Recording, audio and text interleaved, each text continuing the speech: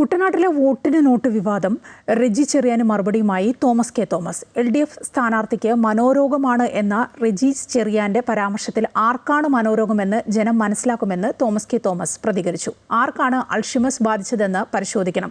3 ദിവസം മുമ്പിട്ട ഷർട്ട് ഏതെന്ന് പോലും റെജി ചെറിയാന് ഓർമ്മയില്ല. പരാതി വ്യാജമല്ല, വോട്ടിന് പണം നൽകിയെന്ന പരാതി തെളിവുകളോടെ. റെജി ചെറിയാൻ NCPയെ തകർത്ത വ്യക്തി.